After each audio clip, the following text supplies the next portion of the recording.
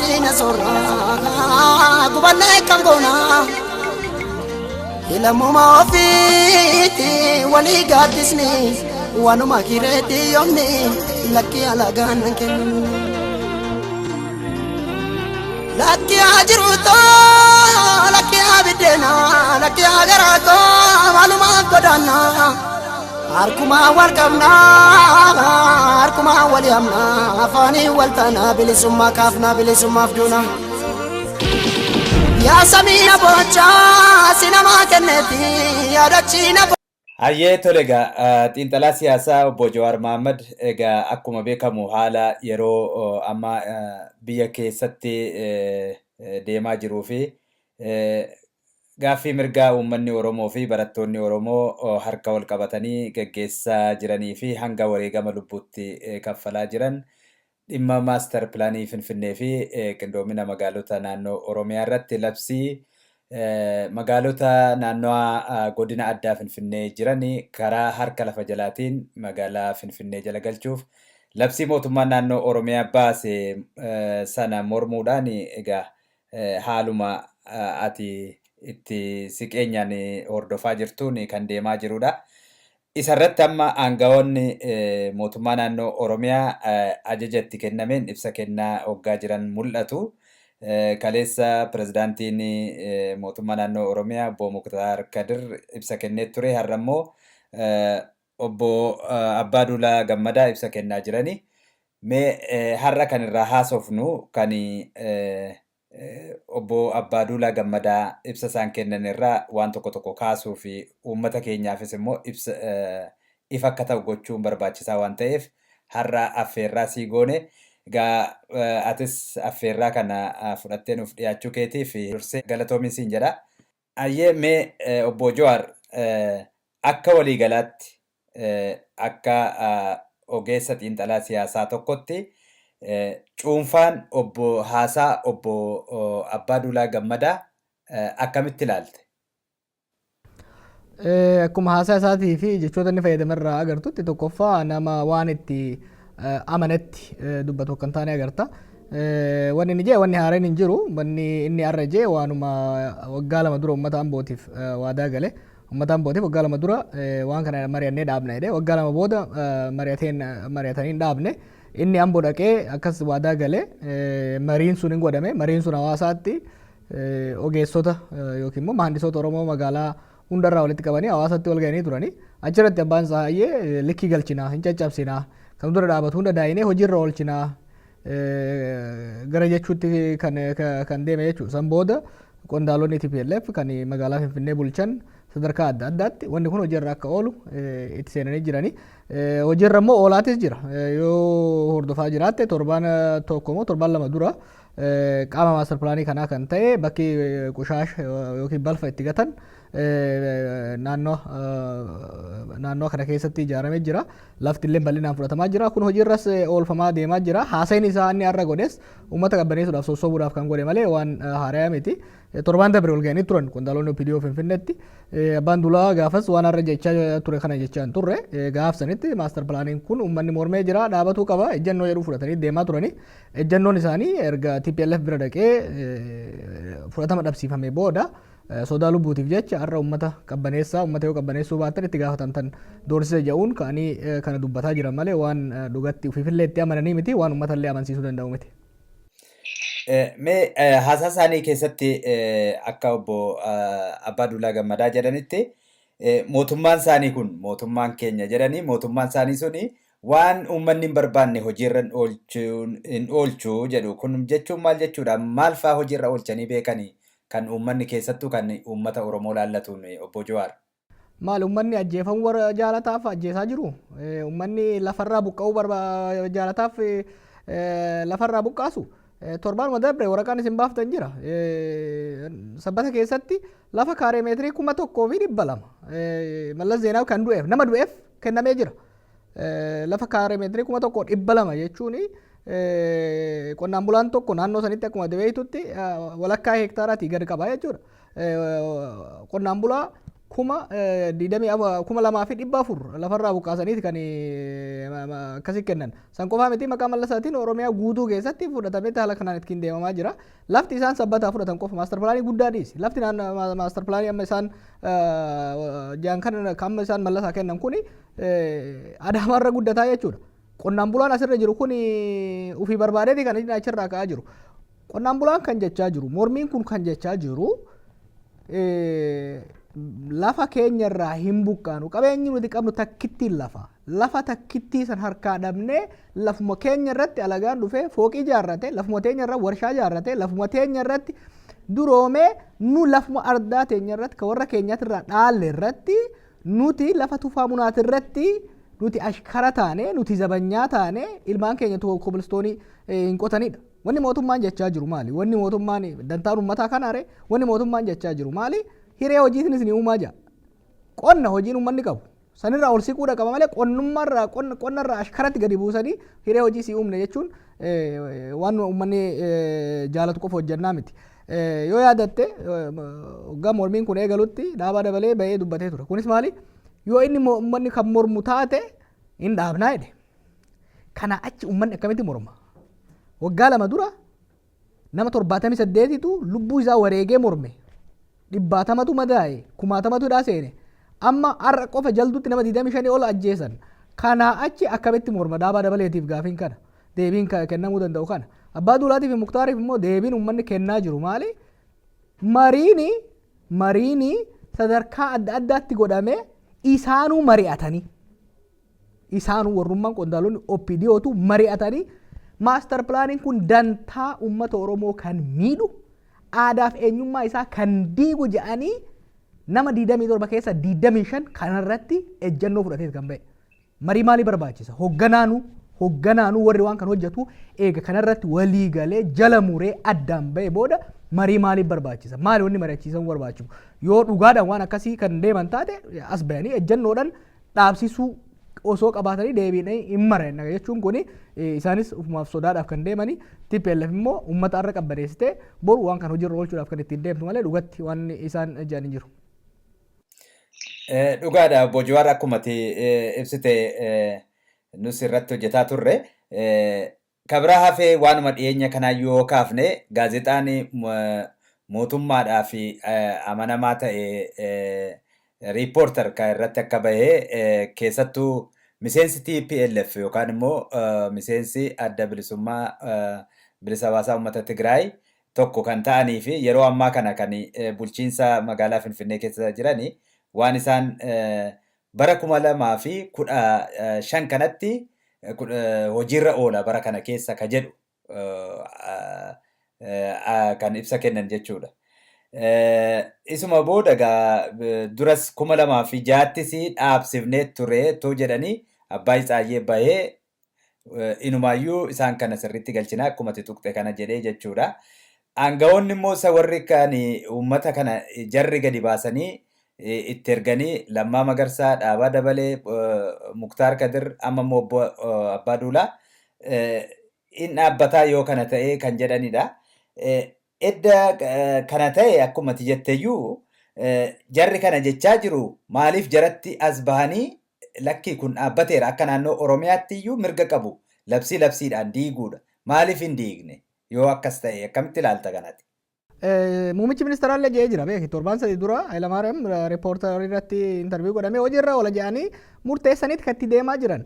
Waan maastar pilaanii oliituu fidanii jiranii bara waan maastar pilaaniitti ol waa lama fidanii jiran. Tokko labsii magaalota Oromiyaa jedhamee kan dhufe mirga Oromiyaan magaalota gurguddoo fi akkasumas magaalota dinagdeedhaan jajjaboo ta'an Oromiyaa irraa fuudhee federaalaaf kennu dhaabanii jiran. Qaama federaalaa magaalota Oromiyaa dinagdeedhaan barbaachisaa akkasumas sadarkaa gurguddaa irra jiran keessattuu lafa kan bulchu qaama haaraa sadarkaa federaalaatti dhaabanii jiran Barakat Simoonii fi Abbaa Isaayyee ibsanii jiran akkasumas Dammaqaa Mokonninii fi ministeerri dhimma magaalotaa torbaan lama dura ibsanii jiran. Federal Urban Land Development Corporation kan jedhu corporationii dhaabanii jiran hojiirra master pilaanii kanaa fi walumaa galattu dhimmoota magaalota biyya sanii kan bulchu lafoota san kan bulchu dhaabanii jiran hojiirra oolchanii bira darbanii jiran kanaaf wanni hafee hin jiru tarkaanfiin irratti fudhatamee itti deemamaa jira wanni opinionis ta'e TPLF yeroo tokko tokko nu wanne tokko jira waggaa 25 waggaadhaan ummata tokkotti yoo kan sobdu taate ummanni sitti dammaqaa deema jechuudha kan wanni ati amma argaa jirtu adada isaan dubbataniin ummanni aaraa danfaa deemaa jira jechuudha yeroo dhaabaa dabalee dubbatetti ummanni daran danfee ba'e kaleessa yeroo Muktaar Kadir haasa'ee waggaa inni televezyiina irraa gadi bu'u ummanni Jimmaa mormiidhaan ba'e jechuudha adaduma isaan haasa'aniin ummanni wanni aaruuf maali odoo inni beeku osoo inni argu odoo ijji isaa itti mul'attu itti sobuu barbaadan kuni gaafii ideoloojiitii miti bar gaafii dibeetii yookiin immoo irratti wal mormanii miti kuni gaafii guyyaan qonnaan bulaan lafa isaa dhabaa jirudha wanni hedduu si gaddisiisu keessattuu waan kaleessaa fi har'a isaan haasa'anii keessattuu har'a yeroo isaan haasa'an sanitti mootummaan TPLF aangoo opiniyootii fi aangoo mootummaa caffee Oromiyaadhaa seeraan ala irraan fuudhee command post jedhee command postidhaan waraana fidee waraana commando fidee ummata jalduu fixaa oolee jechuudha yeroo abbaan dulaa interview kennu sanitti ilmaan Oromoo kurnaniin rashanamaa ajjeefamaa turan jechuudha Wanci keessatti Gindabarat keessatti Shukutee keessatti akkasitti ajjeefamaa turan jechuudha yeroo ummanni akkasitti ajjeefamaa jiru san keessatti ummata fi bira dhaabbachuu didanii foon isaanii dutuu dideeti gadi bayanii ummatatti soobuu barbaadanii kun immoo ummata daran dallansiiseeti kan deemaa jiru wanni isaan ja'an sodaa jireenya ofiitii fi jireenya ilmaan ofiitii fi jecha sodaa waan deemani malee kan an waan hin qabatamaan beeku isaanis ni beekani ummanni Oromootis ni beeka dabballeen isaanii ni beeka hoggansi opiniyoo jala hamma gubbaatti jiru ni beeka kuni dhimma maaster pilaan irratti Jawaar Mahammadii fi Abbaa Duulaa jidduu Daawud Ibsaatii fi Lammaa Magarsaa jidduu Leencoo Lataatii fi Dhaabaa Dabalee jidduu garaagarummaan tokko illee hin jiru kuni beekamaadha dhimma maaster pilaan irratti dhimma lafa Oromoo irratti wannummaan Oromoo tokko godhee deemsisaa jirullee kanammoo sadarkaa eliititti kan nuti walii gallu qofa osoo hin taane ummanni Oromoo xiqqaa guddaan irratti walii galeeti kan deemaa jiru agarsiisaa jirtan ji'a dabre kana keessa daa'ima waggaa 5 irraa elementarii irraa kaasee hanga mangudditti waggaa 80titti ummanni bayee tokkummaadhaan mormaa jira kuni maal jechuudha garaagarummaan hin jiru sodaarraa ka'aniiti ummanni waan isaan jaan waan isaan afaan qawwee jala ta'anii sodaarraa dubbatan kana amanuun qabu isaanis hamma danda'aniin mormaniit mo'amaniit harka kennaniit booji'amaniit ummatatti sobuudhaaf gadi bayaa jiran malee isaanis waan kana fudhatanii kan itti amananii deemanii miti dhimmummaan opiniyoon TPLF itti mormite TPLF dura ittiin dhaabatte TPLFin addatti ejjannoo qabaatte seenaa keessatti yoo jiraate dhimma lafaatii fi dhimma maaster pilaaniiti kan kana godhaa jiraniif sodaa lubbuu fi oolchuudhaaf jecha yoo waan kana oolchuu baattan rakkoo Oromiyaa keessatti uumameef isintu itti gaafatamaa isin fannifnaa jaaniit mataa qawwee irratti qabaniit kana kakachiisaa sobsiisaa jiran malee waan isaan itti amananii miti kan uummanni Oromoo kana fudhachuu qabu.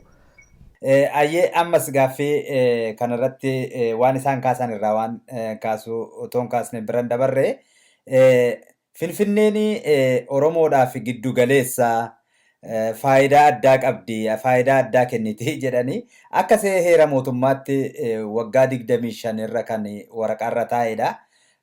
Qabatamaan garuu Oromoon har'a Finfinnee keessatti mana barumsaa takka illee hin qabu. Sanayyuu isa ollaa jiruyyuu akkaataa kanaan dhiibamaa jira. Kana jechuun maal jechuudha?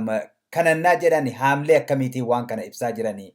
Pirezidaantiis turanii obbo Abbaa Duulaanii kanarraati maal jettame? Pirezidaantiin duraanii Dr. Nagaasoo Gidaadaa kaleessa waan kanarra dubbatee ture. Gaafa ce'umsaa sanitti rakkoo kana waan beekaniif tokkoffaa Finfinneen daangaan akka itti godhamuu qabu. Lammaffaa dantaanii fi faayidaan uummanni Oromoo Finfinnee irraa qabu akka seeraan adda bittinnaa'ee kaa'amu dhiibbaa guddaa gooneet dhoorgamne keessattuu eega Urban Center Development Policy jaan kana boodarra bara 2000 keessa fidan booda wanni sun guutumatti gatamee jedhanii dubbatanii jiran. Finfinnee irraa maali wanni Oromoon argataa jiru? Wanni Oromoon achi keessaa argate takkitti Abbaan Duulaa mataa fiitii du'ee caphee jaaree galma aadaaf seenaa Oromoo sani. Saniifu xabbaab zaranyaa jaamee yeroo meeqa akka gamaagamame innis beeka. Opidiyoonis beekti nus beeknaa jechuudha. Galma takkitti ijaare galma aadaa takkitti ijaare. Finfinnee irraa Oromoon wanta akka sumunii argataa hin jiru. Finfinneen erguma jaaramteerraa ka'e. Erguma jaaramteerraa ka'e Oromoon miidhamuu malee Oromoon buqqa'uu malee takkaa argatee hin beeku. Ammallee nama biraan waa beeffadhu. Abbuma duulaatiin waa beeffadha. Abbaan duulaa barana waggaan 25ffaa jaaramuu yookiin immoo bu'uureffamuu opidiyoodha kabajametti maal jedhe. Oromoon buqqa'uun kan eegale bakka amma jirru kanarraahi bakka masqala addabaabaayii jirru kanarraa buqqa'uu eegalee akkasitti bal'atteedha. Eega gaafsan eegalee yoomi Oromoon kan Finfinnee irraa fayyadamee beeku. Yoomi arras Finfinneen aduma guddattuun Oromoo buqqaaftee Oromoo balleessitee deemteeti. Gaafa uummanni galaan gaafa uummanni gullallee buqqa'u sanii Finfinneen nu miite jedhee Oromoon baay'een hin bullanne. Har'a Oromoon wanni gincirraa wancirraa harmaayarraa socho'uu fi bal'inni Finfinnee kuni guddinni Finfinnee kun adaduma Finfinneen guddattu kanaan Oromoo gosaan hiddaan sanyiidhaan buqqaaftee deemuun kuni dhaabbachuu qaba kan jedhuun kan ka'ee jiru jechuudha. Finfinnee irraa keessattuu afaan guuttatee akkamitti dubbata. Akkuma siin jeetti hoggaa inni intarviiyuu kennu san waan namni qawwee qabatee mataa isaatirra dhaabatu natti fakkaate yoo dhugaa sitti. Maaliif isaan keessa opidiyoo keessa dhimma Finfinnee kan sirritti beeku kan sirritti illee mormu kan yeroo adda addaa irratti illee dhiyeesse isa jechuudha. Kana dhugatti uummanni Oromoo akka waan inni dubbateetitti yookiin immoo itti amanee dubbateetitti fudhachuu waan danda'u natti hin fakkaatu. Finfinnee irraa dantaan isiin Oromoon argataa jiru hin jiru. Finfinnee irraa hoggaa gabbaate barre kiiloomeetira 5 hoggaa gabbaate litiraasii reeti yookiin immoo lakkoofsi nama waa dubbisuu kan Finfinnee irraa kiiloomeetira 500 gadi bar. Kuni uummanni keenya naannoo sanii miidhamaa buqqa'aa jiraata. Finfinnee keessa yoo galte maali Oromoon kan beekamuun? Finfinnee keessatti wanni Oromoon beekamuun tokko maali? Zabanyaa ta'uudhaan. Zabanyoonni Finfinnee keessatti namni ija hamtuudhaan laalee tuffatee bira darbu hulaa eegsifatu suni fagoodhaan dhufnee bar. Qe'ee sanirratti dhalatan. Lafee isaaniitu lafee abbootii isaaniitu achitti awwaalame. Handhuura isaaniitu achitti awwaalame. Lafti sun lafa isaanii turte beeki. Lafa isaaniitirraa buqqaaniiti araddaa fi dhabanii gosti isaanii buqqaate aadaan isaanii mancaate lafuma abbaan isaanii itti boonee tikfatee dheechifatee duroomee jiraatan irratti zabanyaa ta'anii zabanyaa fi Oromoon amma akka waan wal fakkaatutti ta'e jechuudha. Amma maali kan ta'aa jiru sulultatti? Maali kan ta'aa jiru galaanatti? Wanni ta'aa jiru maali? Akkuma kaleessa gullalleerraa uummata buqqaasaa turanitti, ekkaarraa uummata buqqaasaa turanitti, laaftoorraa uummata buqqaasaa turanitti uummata sulultaatis uummata naannoo biraa kan burraayyuutis buqqaasanii akkuma warra kaleessaa san zabanyaa godhuu barbaadan. Nama TPLF tokkotu yesraa addil infaxraallan jedhe. Hiree hojiidhaan ni uumna. Hiree hojiidhaan ni uumna. Hiree akkamii uumuu barbaadan. Abbaan lafaa lafa isaatirraa buqqa'ee lafuma isaatirratti zabanyaa ta'a. Ilmi isaa baratee digirii qabaatee achumatti lafuma abbaa isaatirratti dhagaa lafti abbaa isaa magarsite sanii koobilistoonii bocee ashkarummaan jiraata jechuudha. Kana misoomni Oromoon Finfinnee irraa argate. Oromoon Finfinnee irraa wanni argate hin jiru. Kana immoo anaa miti kan jechaa jiru. Isaanis beeku, uummanni Oromoos beeka, uummanni xiqqaa guddaan beeka. Kanaaf dura dhaabbataa jira Damaqa. Galatoomii obbo Jawaar Mohaammed. Egaa ammas waan nan kaasuu barbaadu tokko waan isaan jedhan keessaa waan kana maaster pilaanii kana wuxinee waajirri yoggaa hundeeffamu nuun haa dhaabbatu uummanni keenya irratti haa mari'atu jennee 2006 dhaabsifnee turre jedhugaa 2013 ta'uudha akka Itoophiyaatti lakkoofsa Itoophiyaatti. Edda kana dhaabsisanii eengaddaa harka lafa jalaatiin labsii sana baasuun maaliif barbaachise kan akkamitti ibsita har'a uummataan innaa gadi bahanii hoggaa uummanni uumaa jiru waan kana irratti dhiigaan wanti kun dhaabbachuu qaba akkuma ibsaa turte sana hunda kaasee uummanni mormaa jiru kana hoggaa kana keessatti as bahanii kana jedhanii labsii sana karaa harka lafa jalaatiin raggaasuun maaliif barbaachise? Isaanii miti kan dhaabsise. Kan gaafsanis waan kana kan dhaabsise fincila uummataati, mormii uummataati, lubbuu ilmaan Oromoo qaqqaalii nama 78 kan guyyaa adiidhaan Amboo keessatti rashananii jechuudha. Ilmaan Oromootu aarsaa kafalee lubbuu fiitiin dhiiga fiitiin kumaatamaan hidhatti dhumeet qabsaa'eet kan dhaabsise gaafsan. isaanii miti kan dhaabsise. Dhugaadha namoonni gariin namoonni akka isaa OPDO keessa jiran dhimma kana ummata cinaa ummataaf naatoo agarsiisuun isaanii dhoksaa miti. Naatoo agarsiisan saniif garuu gamaggamamaniit salphatanii arrafamanii xabbaab ja'amanii dhiphoo ja'amanii xiqqeeffamanii kaadiree isaan hin geenyeen kaadiree Adawaa irraa dhufteen kaadiree Addigiraat irraa dhuftee lafa Oromoo irratti mootii taateen xiqqeeffamanii turan. Kana Jawaarii kijiba yoo jedhan dabballoonni OPDO achi keessa jiran sadarkaa olaanaa keessa jiran ragaa haa ba'an. Xiqqeeffamanii xiqqaatanii namoonni hedduun gaafsan gaafii san kaasan salphataniit mataa fi qaqqabataniit kan deeman. Eeguma hin dhaabna jedhee uummanni sun hundi dhiiga isaa itti gabbare booddeedha barba. Abbaa Isaayyee hawaasatti ilmaan Oromoo isaa ol beekumsa qaban. Ilmaan Oromoo isaa ol Oromiyaafis taatee Itoophiyaadhaaf guddina isiitiif yaadda'an isaa ol waa'ee magaalaa beekan namichi waa'ee magaalaa waan takka hanga qeensa xurii takka hin beekne tokko ka'ee barsiisaa isaanii ta'ee jaalattanis jibbitanis hojiirra oolchina. Likkinnaas gabbaachuudhaan kan jedhe sanii as jechuudha. Kanaaf ar'as yoo taate waan arra wayiwaatan kana dhaabneet irratti mari'annaa maali kan jedhan kana kan isaan jechisiisaa jiru falmii uummata Oromoodhaati. Tokkummaa uummata Oromoodhaati. Uummanni Oromoo asirraa injifannoo gurguddaadha argate Dammaqaa. Innis cinaadhaan amanee jira. Maali wanni inni argate? Oromoon tokkon ta'u, Oromoon ajandaa waliin qabu kan jedhan san fashalsee Oromoon bahaa dhihaa kaabaa kibbaan sosso'ee Oromoon sodaa gabrummaan waggoota 100 olii itti fidde san cabsee bahee onnatee kabajaa nutti hore jechuudha. Abbaa duulaatti kabajaa hore. Abbaa duulaa qoshaasha keessatti gatuudhaaf wayyaaneen itti qophaa'aa jirtu. Qondaalota OPDO isiin haxooftee salphiftee akka warra kaanitti ari'uudhaaf itti qophaa'aa jirtu kabajaa itti horee televiziyoonatti kan fichisiisee sochii uummata Oromoodhaati jechuudha. Ar'as yoo taate kakuu isaan kakatan kana kan godhaa jiru qabsoo uummata Oromooti malee naatoo TPLF miti yookiin immoo gootummaa OPDOdhaati miti uummataaf yaaduu jara kanaati miti jechuudha. Kanaaf maaster pilaanis dhaabsisuu haa taatu mirga abbaa biyyummaa guutuu gonfachuu Oromoo kan dandeessisu dhiiga ilmaan Oromooti, murannoo ilmaan Oromooti, tokkummaa ilmaan Oromooti, tarsiimoon hooggamanamee qabsoo fi geggeessuu uummata Oromooti malee dhoortoo kadhaa yookiin naatoo TPLF irraa Oromoon eeggatu miti yookiin immoo gootummaa OPDO onneen keessatti kolaate onneen keessatti duuterraa uummanni Oromoo waan argatu miti kana uummanni Oromoo sirriitti qabatamaan agarsiisaa jira jechuudha Dammaqaa. Hayyee xiinxalaa siyaasaa obbo Jawaar Mohaammed hedduu galatoomi. Hayyee meegaa ammas waan achi keessatti kaasaa turan keessaayyuu keessattuu mormii kana kakaasaa turanii humnoota biyya alaa jiranii miidiyaatti fayyadamanii gariin immoo isaan faana warra jiranii warra of tuulanii gariin immoo asmaraa ta'anii dubbii kana warra kakaasanii ka jedhani kaasaa turanii haasaa isaanii keessatti egaa kun keessa isaa waggaa ilaalamu dhaamsa garaagaraa of keessaa qaba mormii uummataa kana bifattiin dura dhaabbachuu danda'ani. Mee ati akka xiinxalaa siyaasaatti mee obbo Jawaar kana akkamitti ilaalta? Garam akka inni deemaa ture naan galle. Gaafii kana kan kaase ilmaan Oromoo achi keessa jiran Taakkala Uumaatii fi mootummaa Maqaasaa fa'aadha. Ilmaan Oromoo sadarkaa jiddu galeessaatii fi sadarkaa olaanaa OPDO keessa jiran kan gaafii dura eegale tokko. Kan uummatatti as baasee iccitii baase ilmaan Oromoo OPDO keessa jirtu achirraa eegallu san booda gaafii kana kan baasee sochoosee Oromoodha. Marsaa lammataa dheengadde eegale kana gincitti eegale.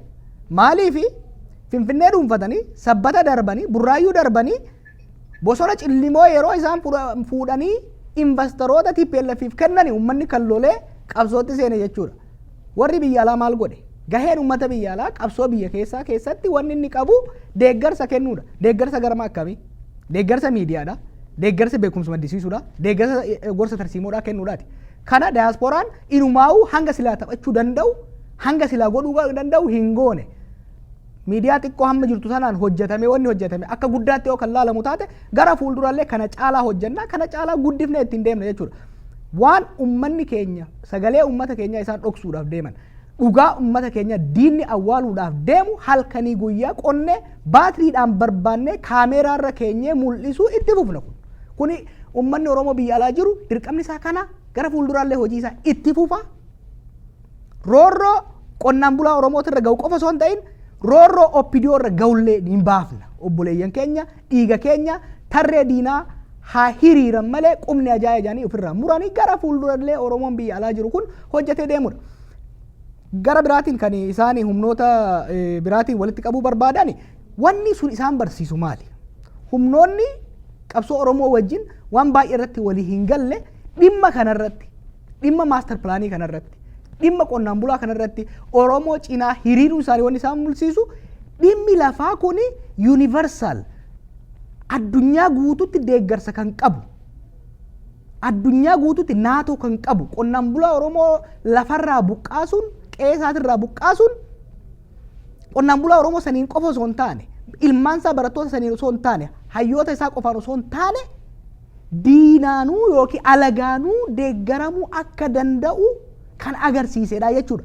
Dhugaan Oromoo hammam takka jabdu hammam takka guddoo dhimmi maaster pilaan irratti Oromoon kaasaa jiru kun dhugaa hammam takka jabaa ta'e kan diinayyuu alagaayyuu hawwachuu danda'u ta'uusaa ragaa bahaati kan jiran jechuudha. Kana irratti kan dhiyaatee deemu kana jechuudha. Kuni bifa kanaan kan laalamuu qabu Dammaqaa. Ayyee mee waanuma kanaan immoo kan wal qabatu asirraa xiqqoo hin baha. Mee ministeerri kominikeeshinii Itoophiyaa waanuma waan dhaabaa isaanii OPDO waan kaafnee fi itti dhaadataa turani waan kana dhimma maaster pilaanii dhimma amma mormii deemaa jiru kana wajjiniin waan kana hordofteetta obbo Jawaar isa kana akkamitti ilaalta? Hordofeetiin jira. Tooftaan TPLF keessattuu erga Mallas du'ee booda fidatte maali? Doorsisuudha. Doorsisni amala nama quufeeti. Bullying jedhanii faranjiidhaan. Faranjii keessatti amma asitti yoo beekta daa'imman qaama gurguddaa qabdu ijoolleen qaama gurguddaa qabdu duriyyeen yookiin immoo waxamishaan magaalaa keessa deemu humnaan nama sodaachisee humna waan qabuuf qaama ofiitiin sodaachisee namarraa haqa namaa nyaachuu barbaada. TPLF OPDO irratti illee BADN irratti illee waggoota lamaan dabran kana tooftaa kana fayyadamteet onnee keessatti ajjeeftee caccabsitee deemuudha barbaaddi jechuudha. Yoo yaadatte yeroo obbo Junaydii Saaddoo achirraa ari'uu ka'an saroota kana itti gadhiisan. Saroota miidiyaarra jijjiiran kana itti gadhiisanii nama hangas gahu nama ministeera ta'e nama barnootaan TPLF keessa hunda ishii caalu gadi buusanii xiqqeessanii salphisanii irratti duulaa turan jechuu reediyoo afaan nama maraattuu takkaatiin akkasitti irratti duulaa turan. Gurbaan amma jettu kuni gurbaan amma Getaachoo jedhaniin kuni machooftuu ganda keessaati. Nama kanatu amma durallee qondaalota OPDO kana irratti odeessisuudhaan maqaa balleessuudhaan nama beekamu. Amma kanaaf ministeera kennaniiti madaalli kamiinuu yoo finne namni suni nama dhaabaa dabaleetii fi dirribaa kumaa jidduu taa'ee isaan jidduutti akkasitti isaaniin dubbachuu qabu miti. Kuni akka Oromoo tokkootitti akka ilma Oromoo tokkootitti si guba si aarsa hamma fedhe ilaalcha siyaasaa haa qabaannu malee namni du'aan akkasii jara kana lamaan jidduu taa'ee achitti isaan doorsisuudhaaf yaaluun sodaachisuudhaaf yaaluun hammam takka jarri kun akka quufan. Kan ammoo kan quubse tokko qabeenya Oromoo saamanii funyaaniin ifgaanii jiran. Lammata OPDO argatan ka hanga fedhan yoo ba'a irra tuulan gaduma jettee deemtuuf ka hamma fedhan yoo tuffatan hamma fedhan yoo arrabsan ka afaan jala hin dhoofne afaan ofirraa hin deebifne waan argataniif duula akkanaa kan itti bananiit sodaachisaniit harka kennisiisuu barbaadan. Waan milkaa'anis fakkaata.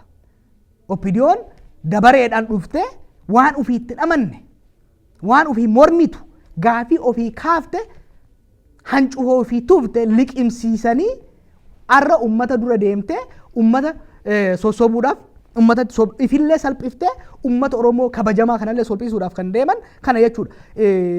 Kuni dhugatti akka nama tokkotti waan hedduu nama aarsu waan seenaallee booruu irra namaan dabarre doorsisa kana mimmisbaatuutiin eegalanii. Doorsisa kana internet irratti ijoolleen ministeerota ijoolleen qondaalota TPLF arraba isaan OPDO irratti amma banaa jiran waan agartu. Doorsisa kana duriyyan kanarraa fuudhanii ministeera of communication jedhanii kaayan qondaalota akka sirnaatitti kabajaa isaa olii qaban. Dhugatti akka isaan ofii hin jaanitti illee qabsaa'ummaan illee yoo taate yeroo dheeraaf achi keessa turan beekumsaan illee yoo taate isa caalan jidduu taa'ee yeroo inni isaan akkasitti arrabsu arguun dhugatti waan nama dallansiisuu fi waan akka Oromootitti onnee nama tuqaa ture Damaqa. Obbo Jawaar egaa akkuma waliigalaatti amma OPDO keessa egaa hundumtuu ilaalcha tokkoon qabanii ati sirriitti lafa keesseetta dhimma keessattuu waan dhimma maaster pilaanii kunis kan ka'e akkuma ati lafa keesse warruma achi keessa jiranii fi warra sabboonummaa dhugaa qaban irraa ka'edha beekamaadha. Mee ammallee gara fuulduraatti warri achi keessatti waa hojjetaa jiran warri achi keessatti waa hojjechuudha waa hojjenna jedhanii dhaaba kanatti makamanii tattaafataa jiran hedduudha. Mee uummata kanaan ati maal jettaan amma hojii qabsoo amma uummanni kun gaggeessaa jiru cinaa bifa ittiin dhaabbachuu danda'an hiree yoo argatan mee maal jechuu ni dandeessa akka xiinxalaa siyaasaa tokkotti maal jechuu ni dandeessa? Damaqa barre keessuma jirani sochiin kuni akka amma ololaa fi jaamutti alaa namni biraa waan geggeessuu miti. Kana ilmaan Oromoo sirna san keessa jirtutu deeggaraa geggeessaa jira. Kana odeeffannoon nu dhufurraa odeeffannoon osoo qondaalota tikaa biyya sanii hin geenye kan nu gahaa jiru. Achuma keessaa ilmaan Oromoo achi keessa jiran jabaachuudha qabanii achi keessatti of dhoksuudha qabanii yeroon itti as ba'an hin gaamne of jabeessuudha qaban. Wanni qondaalota Oromoo achi keessa jiraniin gorsuu an barbaadu itti himuu barbaadu maali? Gaafni nuti Oromiyaa irraa dheessinee baqannee falmannu darbee jira. Gaafni roorroo dheessinu darbee jira jechuudha. Sirna san keessa turuudha qaban sirna san keessa nyaatanii keessa akka rirmeetti keessa laaffisuu danda'uudha qaban alaa ka ala jiru barataan Oromoo qonnaan bulaan Oromoo hamma danda'e tooftaa danda'e hundaan itti qabsaa'aa jira. Uummanni keenya kan biyya alaa jiru dhiibbaa dippiloomaasiidha, dhiibbaa miidiyaadha, dhiibbaa gara adda addaa godhaa jira. Isaan immoo sirna san keessa akkuma sirni sun mataa isaan nyaatee qancarsee kabajaa isaan qaban san irraa hir'isetti isaanis keessa akka rirmaatitti botobbotanii laaffisuudha qabanii kana itti jiranii. Warri hafe immoo warri hafee sababa adda addaatiin ilaalcha adda addaatiin haa taatu dhimma kana keessa beekuu wallaalee haa taatu uummata Oromoo irratti abboota isaati irratti tarkaanfii diinni ajaju fudhachaa jiru dhimma kana sirriitti hubachuu danda'uudha qaba. Dhimma kana sirriitti beekuudha qaba. Maal jechuudha?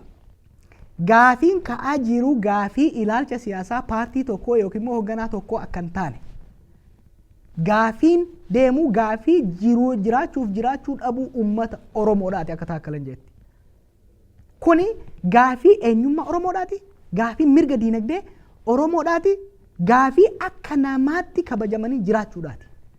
Kan buqqa'aa jiru ABO'dhaa miti. Kan buqqa'aa jiru OFC'dhaa miti. Kan buqqa'aa jiru OPDO'dhaa miti. Kan buqqa'aa jiru abbaa keenya, haadha keenya, haadhaa fi abbaa ilmaan Oromoo cufaati. Kan buqqa'aa jiru, kan manca'aa jiru aadaa waloo, aadaa eenyummaa, aadaa sabummaa Oromoon akka Oromootti waliin qabudha. Oromoon dhiibamee bakka itti dhiibamu dhabeet har'a akka godatti qabametti goda sanirraa as deebi'ee falmataa jira. Kanaaf waan kana akka ilaalcha siyaasaatitti akka dhimma paartiititti fudhatanii cinaa tokko garanii kan deeman alaasis haa taatu keessaasis haa taatu ejjennoo kana sirreessuudha barbaachisa. Kuni ilmaan OPDO qofa osoo hin ta'in sabboontonni Oromoo sadarkaa adda addaatti jiran sababa adda addaatiin OPDO jibbanii fi OPDO irratti hojjetanis kuni dhimma OPDO fi ABO'dhaatii miti. Kuni dhimma OPDO'tii fi OFC'tii miti. Kuni dhimma Maraaraatii fi dhimma Abbaa Duulaatii miti. Dhimma Dhaabaatii fi dhimma Baqqalaa Garbaatii miti. Kuni dhimma Oromtittii fi Oromtichaati jechuudha. Kuni dhimma lafee keenyaati. Dhimma dhuka keenyaati. Kuni dhimma dugda keenyaati jechuudha. Kanarratti hamma danda'ametti jara OPDO'tis ofitti qabuudha barbaachisa. Hamma danda'ametti rakkoo isaan keessa jiran roorroo isaan keessa jiran sanis hubachuudha. An akka kiyyatti beeki uummata Oromoo hunda caalaa kan cunqurfame gara tokkotti galaaltu koobraadhaan haa deemanii ministeera haa jaamanii malee gara tokkotti galaaltu akka OPDO Oromoon cunqurfamellee waan jiru natti fakkaatu. Ilmi namaa sadarkaa ministeeraa jiru. Ilmi namaa itti gaafatamaa biiroo dhaabaa jedhamee taa'u hoggaa duriyyee tokko kanarraa dhufee si arrabsu, si xiqqeessu, si tuffatu homaa godhuu dadhabdee bira teettee hoggaa dhaggeeffattu sanii achi cunqursaan hin jiru. Sanii achi gabrummaan hin jiru jechuudha. qabsoon Oromoodhaa qabsoo OPDOyyuu bilisa baasuudhaati. Falmaan barataan Oromoo godhaa jiru kuni falmaa obboleeyyan isaa hangafoota isaa hidhamtoota wayyaanee ta'an san bilisa baasuudhaati. Falmaan barataan Oromoo gochaa jiru, falmaan qonnaan bulaan Oromoodhaa gochaa jiru, ilmaan isaa sirna keessa seenanii akka haa ta'u akka malee haa ta'u sobamanii haa ta'u sirna san keessanii odoo jiruun dhaabatanii jiruun du'an osoo kabajaa qabanii kabajaan ajjeefaman ilmaan Oromoo osoo ministeera ta'anii hanga liistirootiyyuu kabajaan isaan dhoorgame san bilisa baasuuti jechuudha. OPDO'n kan laaluu qabdu sochiin Oromoon yeroo ammaa godhaa jiru, sochiin ilmaan Oromoo bakka hundaa godhaa jiran sochii if qofa bilisoomsuutii miti. Sochii OPDO bilisa baasuudhaati. Sochii OPDO'tu kabaja uumuudhaati. Akka ilma Oromoo tokkotti obboleessi kee tokko kan beekumsa qabu, kan kabaja qabu, kan ministeera ta'e, kan ijara caalaa beekumsas qabu. Hoggaa xiqqeessan hamma fedhes obboleessa keessan odoo jibbite, hamma fedhes obboleessa keessan wajjin garaagarummaa osoo qabaatte onnee sidhaama lafee keeti jechuudha. Foon keeti, tiruu keeti jechuudha kan alagaan tuffatee, kan alagaan xiqqeessee dachii keetirratti, lafa keetirratti, ija kee fuulduratti hoggaa obboleessa kee salphisan, hoggaa obboleessa kee laaffisan, hoggaa obboleessa kee waan inni hin amanne afaan kaayanii humna qawweetiin doorsisanii lafa lafsiisan akka ilma namaa tokkotti, akka obboleessa tokkootitti, akka ilmaan abbaa tokkoo haadha tokkootitti sitti dhagaamaa jechuudha. Wanni ilmaan Oromoodhaa danfisee kaabaa kibbaa kaasee deemu lafti isaanii saamamuu qofaa miti. Lafti isaanii saamamuu qofaa miti. Ilmaan isaanii, ilmaan isaan barsiifatan, hangafoota isaan dura baratanii rool moodelii isaanii ta'etu namni miliyoona 5 salphatee xiqqaatee garee xiqqishuu takka garee beekumsaan nun caalle, garee gootummaan nun caalle, garee waan takkaan nun caalle, garee walin madaalan nama tokkichaa Oromoo hin geenye salphattee deemaa jirti. Hunda isii beekna warra EPRDF keessa jiru. Hunda isii madaalli kamiinuu ilmaan OPDO keessa jiran beekumsaan yoo taate, gootummaan yoo taate, wama fedheen yoo kataa'u taate TPLF gadi miti isaanii oli malee. Har'a garuu innaawaa tuffii mucaa kaleessa kararraa dhufe tokko, mucaa duriyyee kararraa fuudhan tokko qondaalota Oromoo gurguddoo jidduu kaanii hoggaa arrabsiisan. Nama guddaa, nama kalee sadarkaa jeneraalaa ture, nama kalee ministeera difeensii yookiin immoo ittisaa ture. Doorsisanii, sodaachisanii waan itti amanne hoggaa kakachiisanii fi dubbisan arguun sanii achi akka sabaatti du'uun hin jiru jechuudha. Kanaaf uummanni Oromoo qabsoon inni godhu qabsoo biyya ofii, qabsoo saba fi akkasumas ilmaan fi hostage ta'anii fudhataman bilisa baasuudhaati dammaqa. Xiinxalaa siyaasaa Obbo Jawaar Mohaammed yaada bal'aa nuu kennite hedduu galatoomii amma ani gaaffii kiyya xumureera. Egaa waan hedduu ibsiteetta garuu uummata immoo biyya keessaa dargaggoota qabsaa jiran uummata Oromoo karaa biraatiinis immoo ilmoo isaanii wareegan abbootii dhaban dargaggoota abbaan irraa du'e hedduu miidhaan irra gaheef carraa kanaan waan jettu jiraate carraa sadhumaan sii kenna Obbo Jawaar itti fufi. Galatoomii dammaqa seenaa Oromoo keessatti, seenaa Itoophiyaa keessatti sochiin warraaqsaa akkanaa takkaa ta'een beeku. Ani qorataa siyaasaati. Biyyoota 180 qoradha. Addunyaa marrattuu warraaqsi bifa kanaan ka'e qubaan lakkaa'ama. Uummanni xiqqaa guddaan bahaa dhiyaan kaabaa kibbaan ka'e. Hanga ammaatti magaalota, gandoota, manneen barnootaa 153 keessatti sochiin ka'e. Sochiin Haayila Sillaasee aangoo irraa darbe suni tokko shanaffaa kanaan ta'u. Sochiin kuni Oromoodhaaf bu'aa guddaa buuse. Gara fedhetti illee adeemu Oromoodhaaf bu'aa guddaa buuse. Maal godhe? Kabajaa nutti hore. Kabajaa nutti hore. Oromoon hin falmatu. Oromoon yoo saaman taa'ee laala jettee wayyaaneenis laaltu. Warri kunis laalu sani akka taa'een laalle agarsiise. Waan biraan nu godhe. Tokkummaa abbootiin keenya, tokkummaa qabsaa'onni nu duraa jaaruudhaaf irratti carraaqanii, irratti falmanii, xaaransan dhugaa galcheef. Keessattuu baroota asaanaa kana keessatti Oromoon amantiidha. Oromoon gosa. Oromoon baddaaf lagaa waliin ta'u ololli jedhamu kun hamma Oromootaanuu fudhatamuutti ga'ee ture. Garuu dhugaan Oromoo, dhugaan Hayilamaariyaam Gammadaa, dhugaan Elemoo Qilxuu, dhugaan Waaqoo Guutuu, dhugaan Jeneraal Taaddasee Birruu kan Oromoo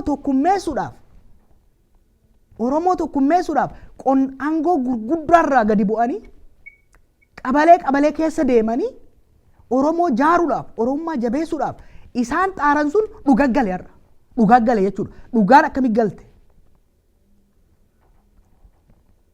Dhaadannoo yoo agarte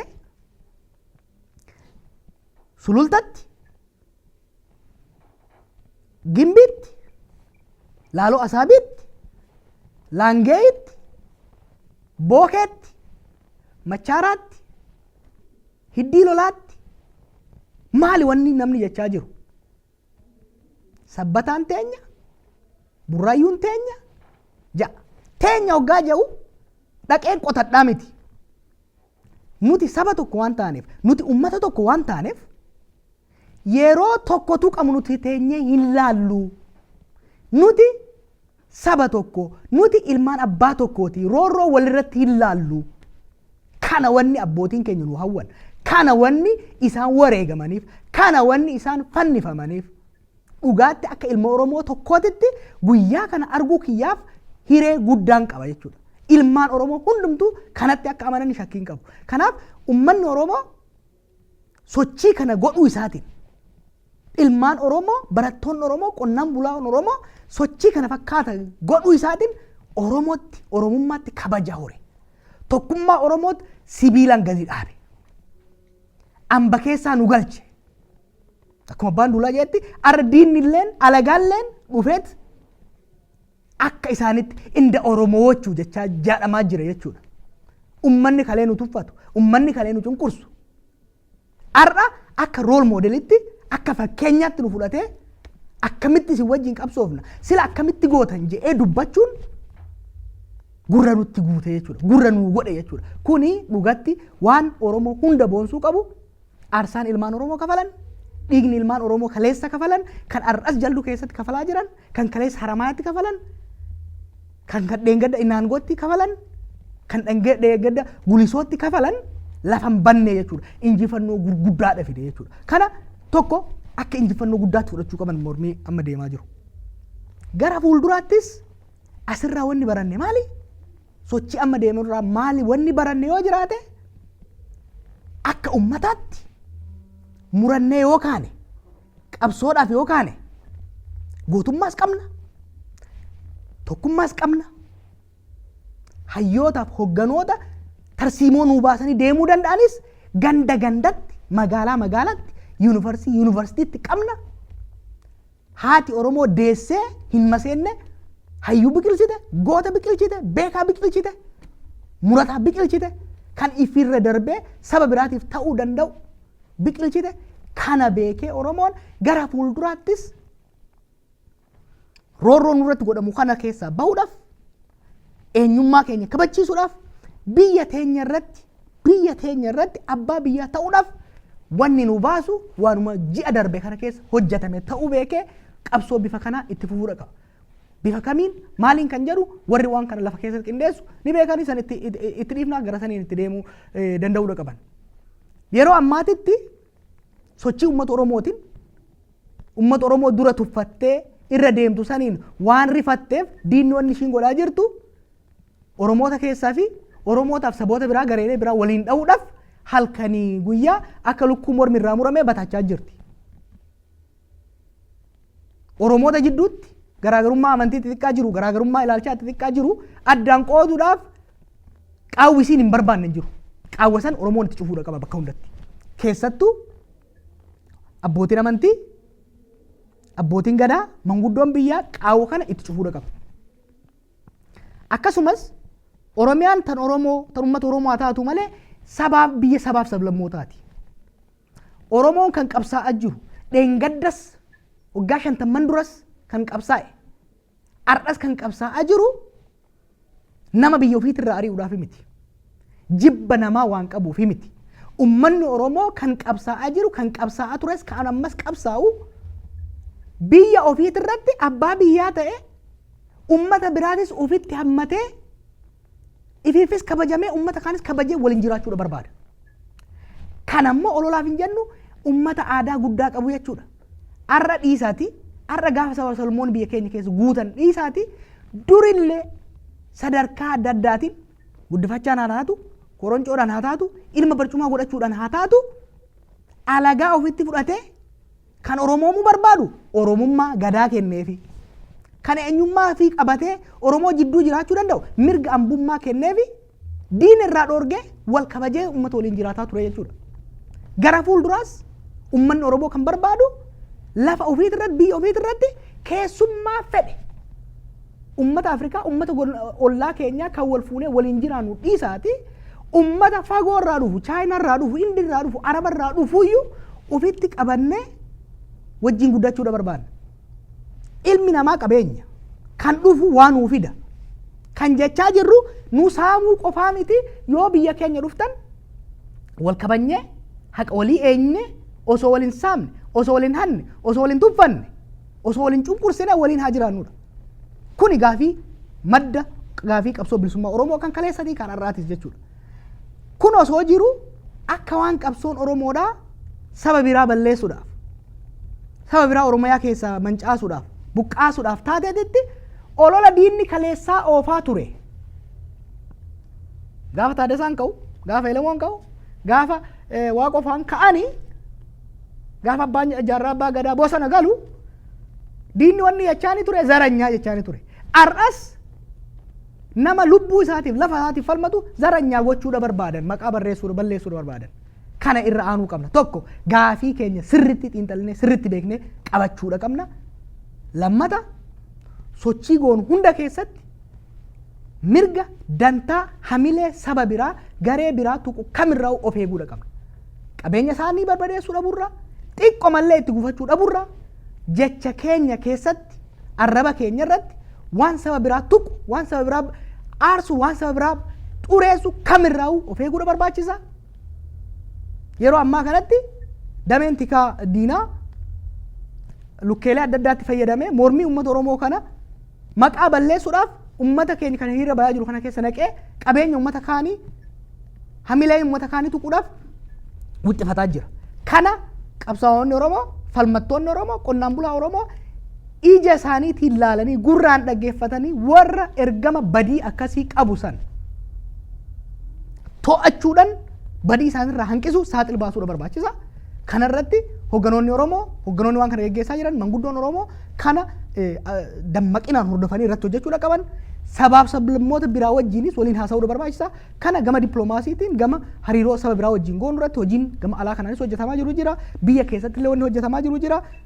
Lafa keessatti dirree qabsoo keessatti immoo qabsaa'onni lafa keessa jiran kanarratti irratti hojjechuudha qabanii itti dammaqanii irraan deemuudha qabanii yoo bifa kanaan deemne murannoo amma qabnu kanaan tokkummaa amma qabnu kanaan daayivarsitii istiraateejiidha jechuunis babal'ina tarsiimoodha akka naannawa bakka jiru sani nuu ta'uun qabsaa'aa jirru kana yoo ka deemnu taate bilisummaan Oromoo mirgi abbaa biyyummaa Oromoo fagoon jirtu qabsaa injifannoon teenya har'as borus wajjin jirra hamma gaafiin qonnaan bulaa Oromoo deebi'utti hamma mirgi guutuun abbaa biyyummaa Oromoo irraa sarbame sun deebi'utti hundumtu keenya qabeenya keenya yeroo keenya lubbuu keenyas aarsaa ta'uudhaaf qophaa'uudha qabna.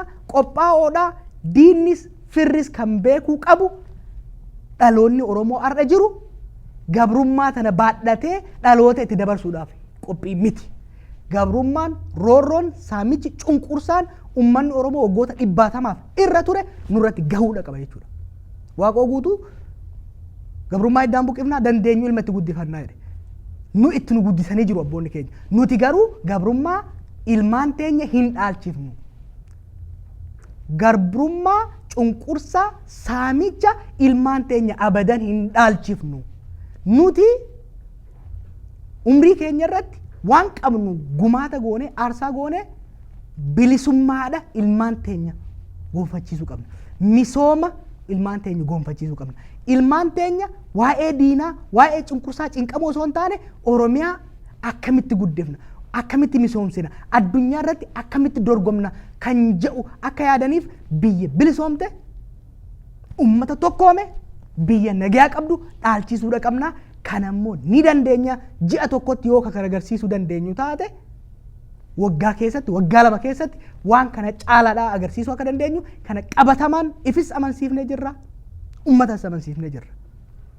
Ji'a darba kana keessatti sodaa ajjeefnee jirra. Ji'a darba kana keessatti shakkii wal shakkii jiddu san dhabamsiifnee jirra jechuudha.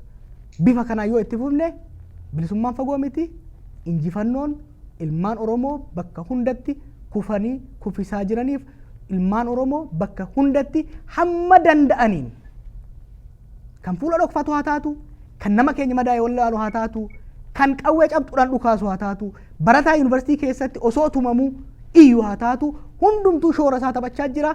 Shoora taphattan jirtan keessatti rabbiin Oromoo, dhugaan Oromoo, haqni Oromoo isin wajjin haa jiraatu. Nuti warri biyya alaa jirru, nuti warri bakka adda addaa jirru yaadaan diinagdeedhaan yoo barbaachisaa ta'e lubbuu teenyanis isin bira jirra jechuun ni barbaada. Ulfaadhu Dammaqa.